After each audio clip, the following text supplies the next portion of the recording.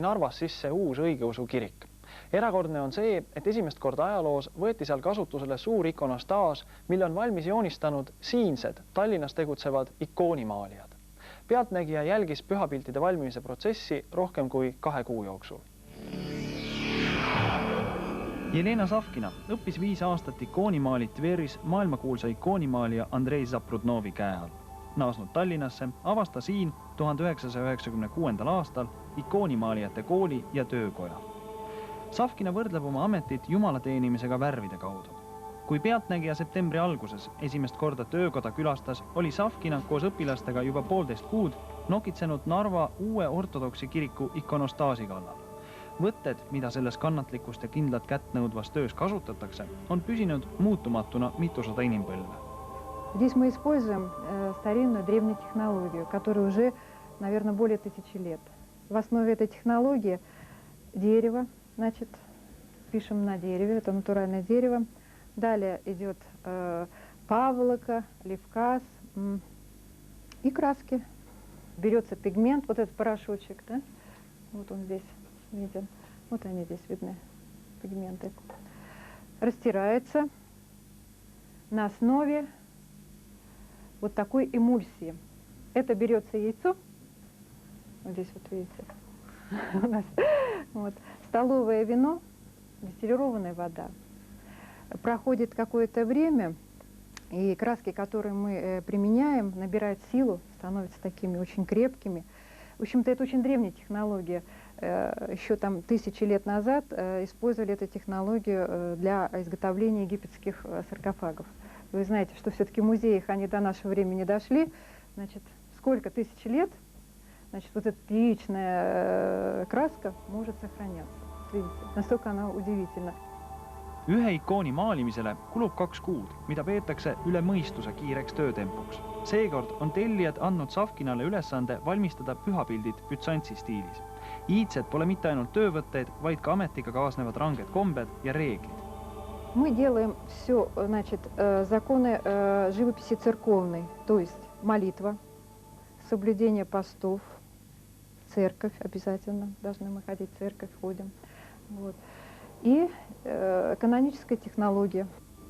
Uue altarimaalide komplekti tellija, rahastaja ja eskiiside autor on isa Sergi, kellele meeldib Savkina maalitud Eestist pärit pühakutele, usukannatajatele Platoonile, Mihhailile ja Nikolaile pühendatud ikoon, mis on väljas Tallinnas Nevski katedraalis. Tema sõnul peab ka pealtnäha vanamoodne õigeusu kirik pühapilte kaasajastama.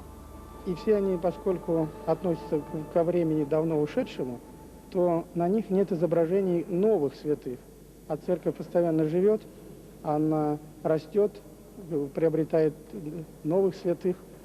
И поэтому мы стараемся, чтобы в храме, в нашем храме в частности, и в любом другом, были иконы, посвященные святым, которые прославлены последнее время.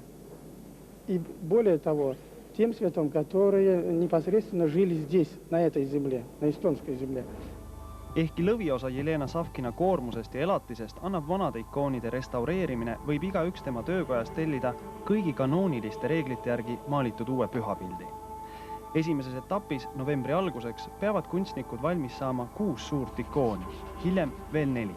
45-aastase 2 lapse ema kogemuses Eestis üldse on see esimene kord, kui nii suur ikonostaas telliti kohalikult meistrilt.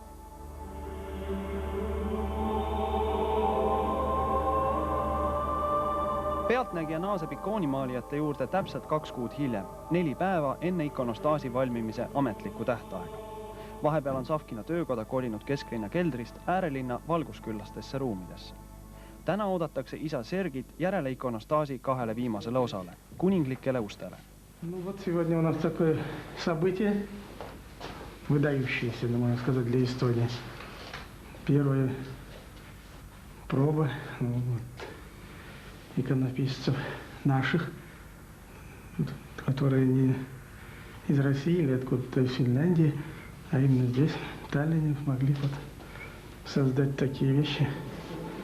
Ikonostaasi kõige tähtsam osa, kuninglikud uksed pakitakse papile kaasa ja alustavad oma teekonda Narva suunas. Tähelepanuväärne on, et Sergi maksis 30 000 krooni ikoonide eest oma isiklikust palgast. Jelena Savkina tunnistab, et vähemasti tema ikoonimaalimisega rikkaks ei kavatse saada. Но вот это у нас самый сложный вопрос денежный, потому что мастер никогда не умеет оценивать свою работу. Вот. Вы знаете, вот мы что делаем, это все дешево, да? А проходит время, вот эти вот иконы, которые мастера делают почти за бесплатно, колоссально дорого потом становится. Ну, нам пока еще не дано оценить своего труда. Laupäevane Narva tervitab külalisi põlvekõrguste hangedega. Täna alustab ametlikult tegevust veel ehitamisjärgus uus pühakoda, mis kannab keerulist nime. Jumalaema Narva ikooni ning püha õiglase kroonlinna Johannese kirik. Vaimulikud, teiste hulgas isa Sergi, pühitsevad sadade usklike silme all ikonostaasi, altarit ja aujärge, andes nii Eesti uusimale kirikule tegevusloa.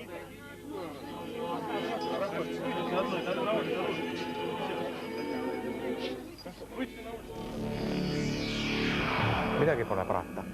Reisijuhid räägivad, et ühe Ameerika turisti jaoks, kes astub laevalt maha sadamas, ei ole Eesti paleus, mitte Tallinna Kilu ega Mulgi kapsas, ega isegi mitte lootuskohata Karmen Kassi Rocca al Mare Vabaõhumuuseumist tuljakut tantsimas, vaid hoopis sibulakuplilised Nevski katedraali tornid Tallinnas Toompeal. Nii palju siis Eestist. Jääb ainult loota, et ühel kenal päeval voorivad turistid massidena siia vaatama maailmakuulsa Eesti popartisti sünnikodu. Eesti edukaim artist ja noorim miljonär. Nii hakati Maarjat nimetama pärast seda, kui ta 5 aasta eest sõlmis lepingu suure lääne plaadifirmaga. Kuid viimase